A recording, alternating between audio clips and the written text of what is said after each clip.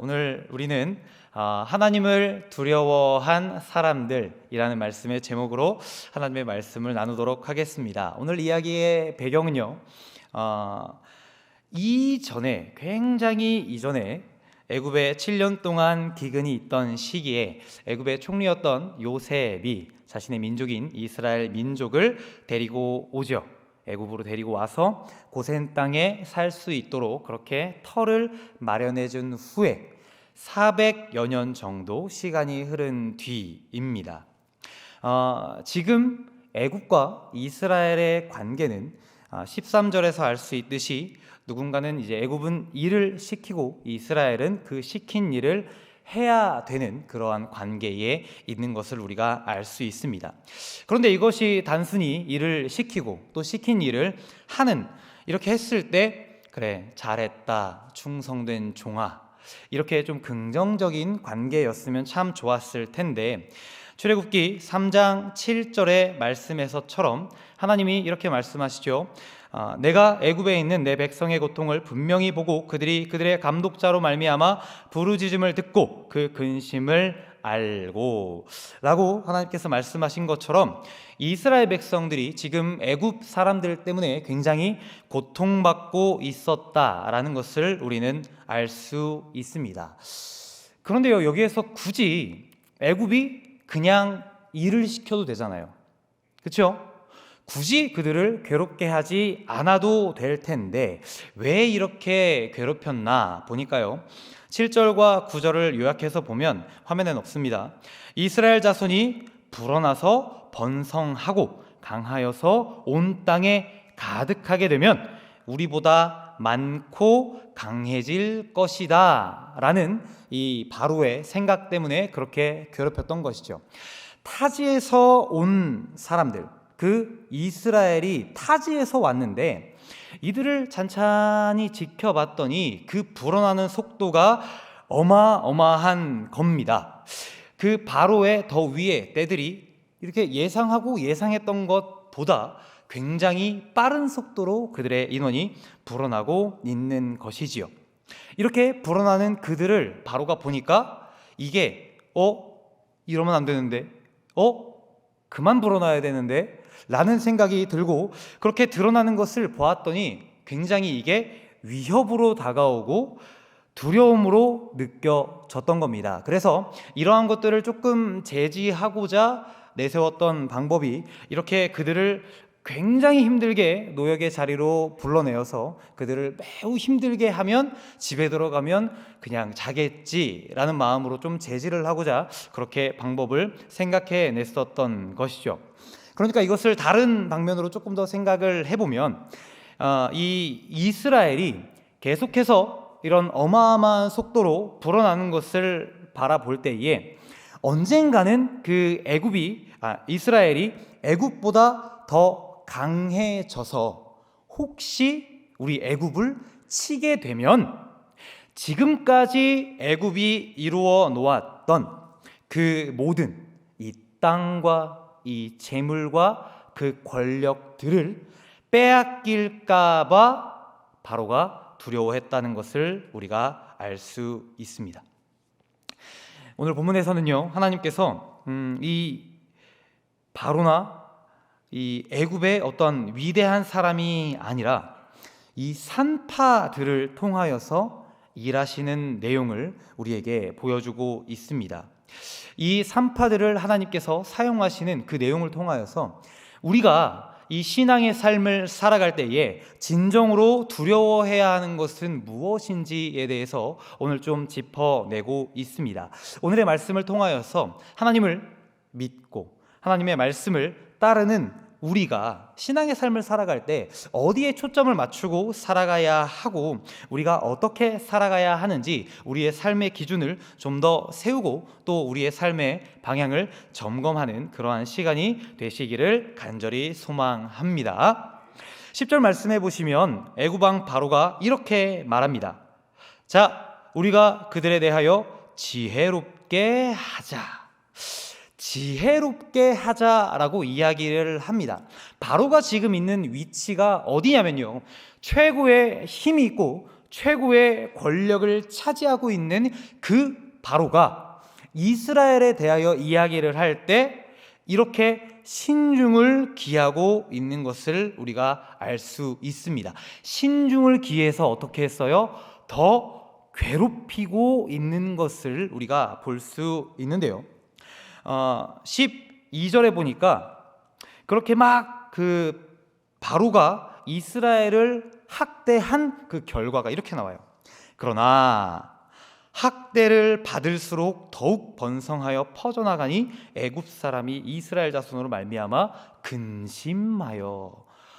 학대는 내가 하는데, 학대는 내가 하고 있는데 근심도 내가 하고 있어요. 좀 이상한 구조가 지금 일어나고 있습니다.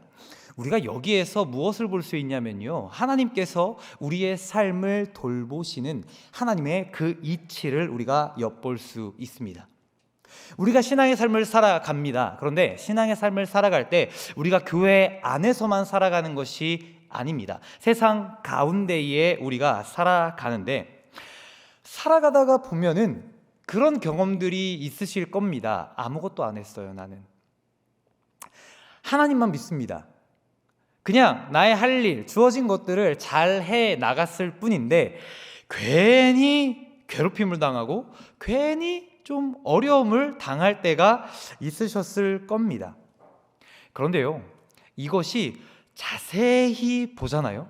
그러면 우리를 괴롭히고 우리를 어렵게 하고 있는 사람들의 결국을 보면 그들이 더 삶을 살아갈 때 더 불안한 마음을 가지고 살아가고, 우리보다, 괴롭힘을 당하는 우리보다 괴롭히고 있는 그들이 더 많은 걱정을 안고 살아간다는 것을 알 수 있습니다.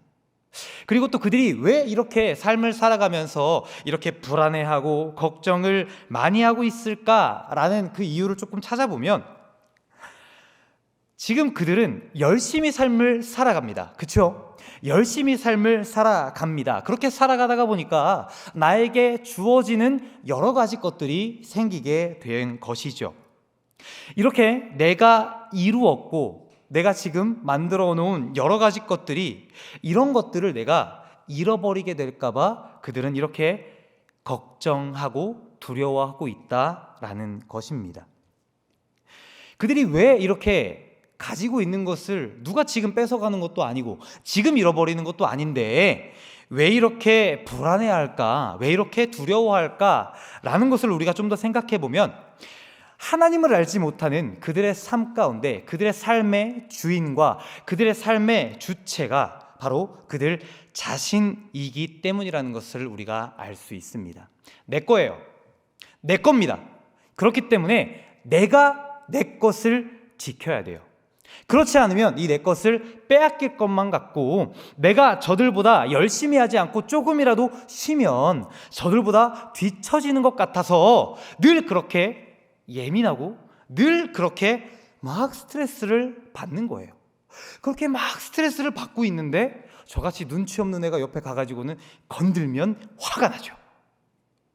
그래서 이렇게 매도 제가 벌기는 하는데, 아무튼 그렇게 화를 내고 그렇게 늘 예민하고 늘 스트레스를 받는 그들, 하지만 그들과 반대로 그와 다르게 하나님을 믿고 하나님의 계획과 하나님의 질서 안에서 살아가는 하나님의 성도들인 우리는 바로나 이 세상이 고민하는 것처럼 내가 가진 것이 빼앗길까 봐 두려워하지 않습니다.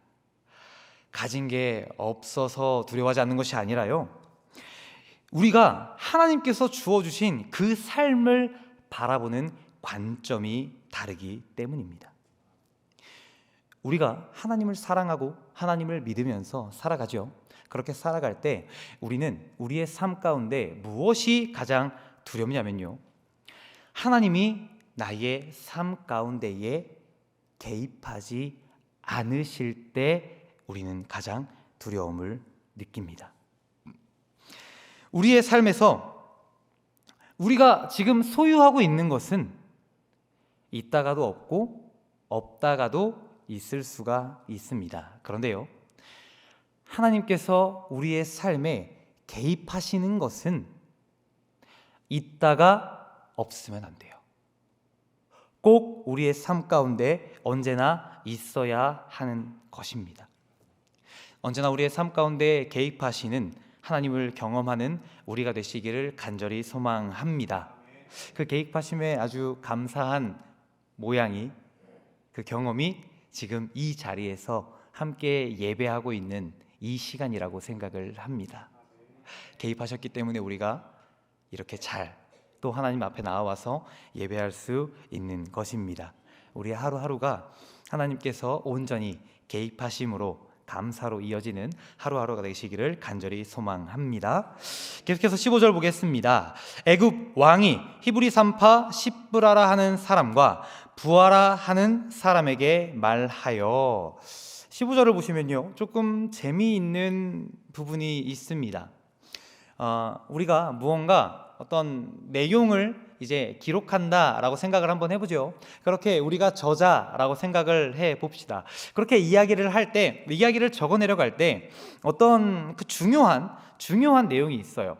내려주셔도 됩니다. 그랬을 때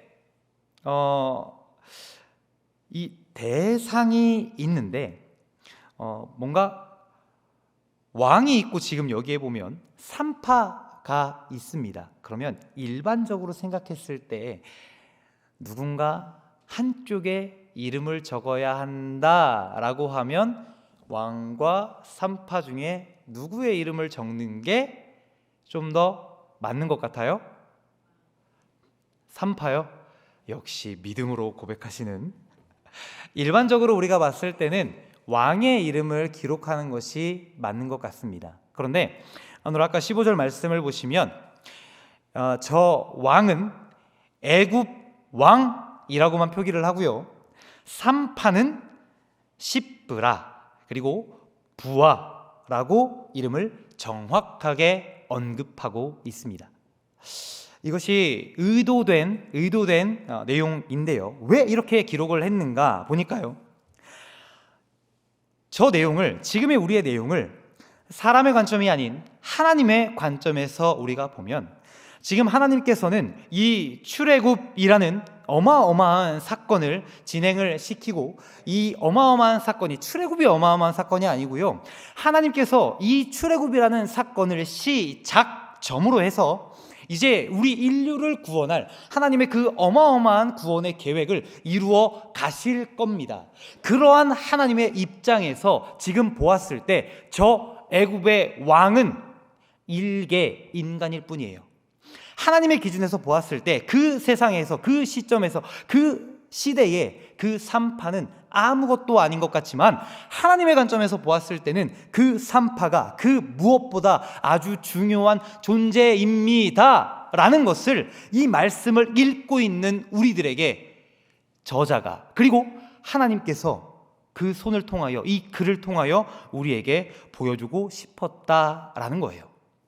하나님의 귀한 사역을 감당할 그 존재들을 여러분 주목해서 보십시오 라고 그렇게 우리에게 알려주고 있는 것입니다. 이 산파들에게 바로가 이렇게 말합니다. 16절입니다. 이르되 너희는 히브리 여인을 위하여 해산을 놓을 때에 그 자리를 살펴서 아들이거든 그를 죽이고 딸이거든 살려두라. 아들은 죽이고 딸은 살려두라고 합니다. 왜 그랬을까요? 왜 그랬을까요? 딸은 위협이 되지 않아요. 성차별이 아니라 그때 시대가요, 딸은 이 바로에게 위협이 되지 않습니다. 이것과 조금 이제 비슷하게 평행으로 가는 구절이 창세기에 나와요. 창세기에 지금 여기 보면 남자는 죽이고 여자는 살리라 라고 이야기를 했죠. 아브라함이 12장에서 애굽에 들어갈 때 보면 아내에게 이렇게 이야기를 합니다. 사라에게 당신을 내 누이라고 합시다. 왜냐하면 거기로 가면 남자인 나는 죽이고 여자인 당신은 살릴 것이기 때문입니다 라고 이렇게 이야기를 합니다. 그때 당시에도 이러한 생각들이 박혀 있었다라는 것을 그 아브라함 때에도 우리가 알 수 있는데, 이것이 흘러와서 지금에 이를 때에도, 그러니까 이때 당시에 이를 때에도 이것이 계속해서 이어지고 있다라는 것을 우리가 알 수 있어요. 또 그 아브라함이 그 이야기를 했을 때 대상이 똑같이 애굽이었다는 것을 우리가 보면, 저 애굽이 지금까지도 그러한 생각을 계속해서 가지고 있어서 강한 자는 밟아서 눌러 죽이고 약한 것은 나의 소유로 삼는 이 세상의 이치가 굉장히 잘 적용되어 있는 나라였구나라는 것을 우리가 알 수 있습니다. 그런데요, 이러한 사회 속에서 우리가 오늘 말씀을 보시면 하나님께서 하나님의 반전을 그 안에서 보여주고 있다라는 것을 우리가 알 수 있습니다. 제가 말씀을 드렸습니다. 오늘 우리가 읽었던 이 내용이 중요한 이유가 무엇이냐면, 하나님께서 이제 우리 인류를 구원하실 그러한 어마어마한 계획의 시작을 알리는, 이제 그 포문을 열려는 그 시점이다라고 말씀을 드렸습니다. 그런데 여기에서 하나님께서 사용하는 존재는 산파입니다. 조금 바꿔서 설명을 더해보면, 그때 당시에 세상에서 가장 볼품없고 세상에서 가장 하찮고 세상에서 가장 약한 존재들을 하나님께서 사용하고 있다라는 거예요. 어마어마한 계획이면 우리의 생각에는 좀 더 하나님의 부름을 제대로 받아서, 좀 더 리더로서의 어떤 면모나 좀 더 우리가 보기에 합당한 사람이 사용되었어야 될 것 같은데, 하나님께서는 우리의 생각과는 정반대로 세상에서 가장 약한 존재들을 들어서 하나님의 가장 위대한 계획에 사용하고 계시다라는 겁니다. 이것이 하나님의 방법입니다. 세상에 가치를 두지 않는 것들, 세상 가운데 하찮게 여겨지는 것들, 이러한 것들을 들어서 하나님의 계획에 사용을 하신다라는 겁니다. 이게 우리한테 와닿지 않죠. 그렇죠? 막 벌어지는 일이 아니기 때문에 우리는 이것이 조금 와닿지 않을 수 있습니다. 그런데요, 우리가 분명히 이 땅 가운데에 사용되고 있다라는 것은 혹시 믿으십니까? 한 번 더 질문할게요. 우리가 하나님의 그 위대한 계획 가운데에 사용되고 있다는 것을 여러분은 믿으십니까? 이것을 믿으신다면 우리는 이 세상 가운데 있는 그 방법들을 버리고 하나님의 방법들을 우리가 온전히 의지하고 그것들을 우리의 마음 가운데 반드시 새겨놓고 살아가야 합니다.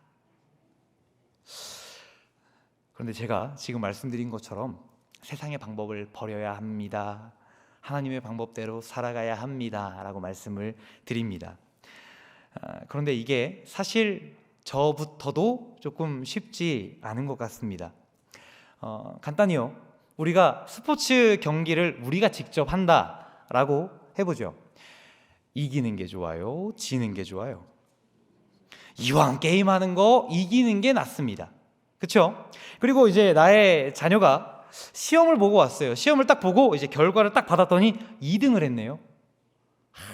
그러면 우리의 마음 가운데 조금만 더 잘 봐서 이왕 하는 거 1등 하지라는 아쉬움이 있어요, 없어요?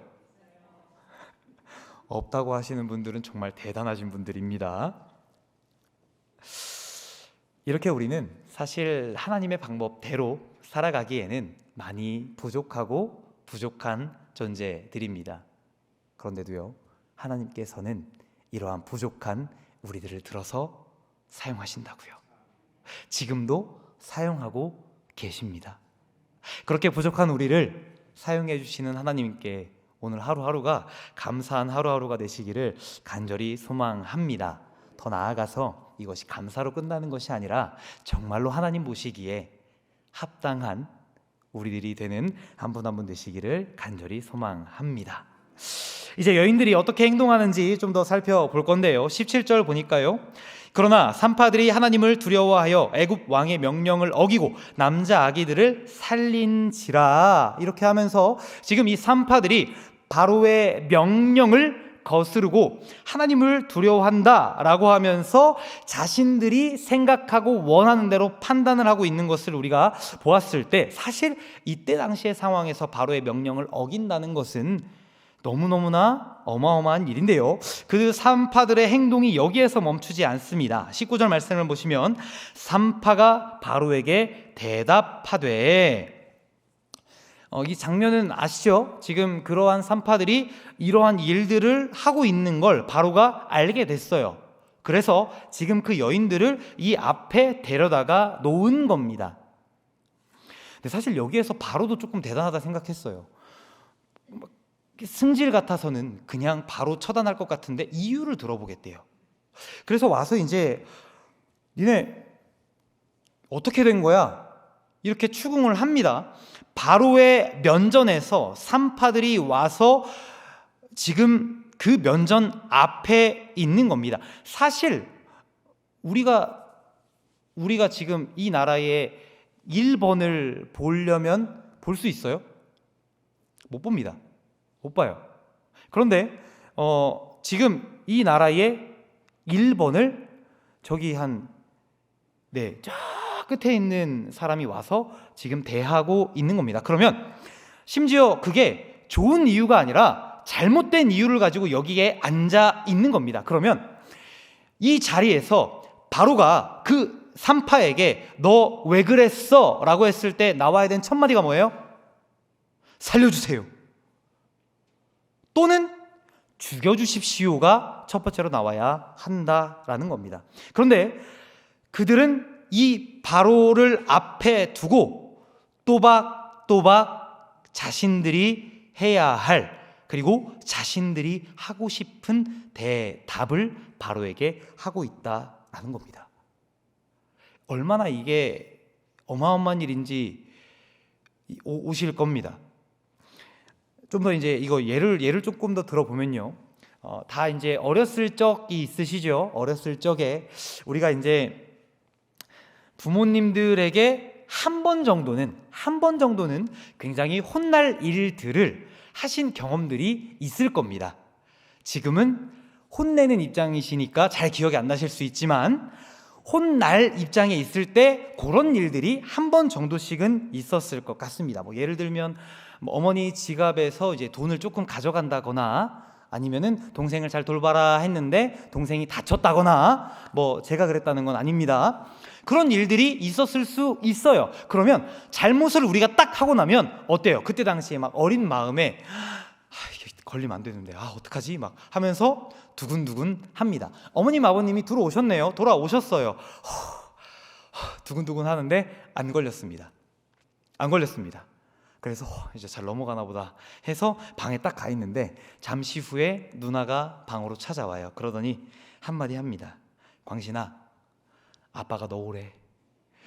별 생각이 다 들죠. 집을 뛰쳐나갈까? 지금 내가 이걸 어떻게 해야 되나? 이런 막 두근두근하고 너무나 무섭고 막 아빠 앞에 가기 싫잖아요.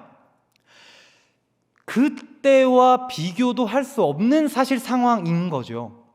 우리는 그 정도 일만으로도 어린 마음이라고는 하지만 그 앞에 너무나 가기 싫고 막 뛰쳐나가고 싶고 이러는데, 지금 이 산파들은 그 바로의 앞에 앉아서 자신들이 해야 할 대답을 하고 있다라는 겁니다. 어마어마한 일이죠. 왜 그랬을까? 우리가 그 대답을 봤더니 17절입니다. 하나님을 두려워하여 그들이 이런 담대함을 가질 수 있었다라고 우리가 이렇게 말씀을 통해서 알게 되었습니다. 이 산파들은 지금 그들의 인식 가운데 그들이 두려워한 존재는 바로가 앞에 있지만 그보다 더 두려운 하나님이 계시기 때문에 바로에게 나아갈 수 있다라고 하는데, 사실 지금 진짜로 그 상황을 우리가 맞닥뜨렸을 때 이것이 정말로 가능할까라는 의문이 생겨요. 그렇기 때문에 조금 더 우리가 이유를 찾아보자. 어떻게 그렇게 할 수 있었을까? 그렇게 담대할 수 있었을까라는 그 이유를 조금 더 찾아보면 21절에 이렇게 되어 있습니다. 그 산파들은 하나님을 경외하였으므로 하나님이 그들의 집안을 흥왕하게 하신지라. 하나님을 경외하였으므로. 하나님을 경외하는 지혜를 그들이 가지고 있었던 겁니다. 그렇기 때문에 그들 가운데에 영적인 판단이 옳게 세워진 거예요. 그런데 이렇게까지 우리가 말씀을 보았는데 그래도 확 오지 않아서 조금 더 찾아봤습니다. 20절에 보니까요, 하나님이 그 산파들에게 은혜를 베푸시니 그 백성은 번성하여 매우 강해지니라. 하나님이 그 산파들에게 은혜를 베푸시니, 다시요, 이 여인들이 그 바로 앞에서 그 무서운 자신의 목숨이 오가는 그 순간에 그 바로 앞에서 담대함을 보일 수 있었던 영적인 기준과 영적인 잣대와 영적인 판단력이 설 수 있었던 이유가 무엇이냐면, 그들이 한 것이 아니라 하나님께서 그들에게 은혜를 베푸셨기 때문에, 다 하나님께서 해 주셨기 때문에 그들은 그러한 담대함도, 그들은 그러한 대답도, 그들은 그러한 마음도 그 자리에 있을 수 있었다라는 겁니다. 하나님의 은혜가 아니었다면 불가능한 일이었다는 거예요.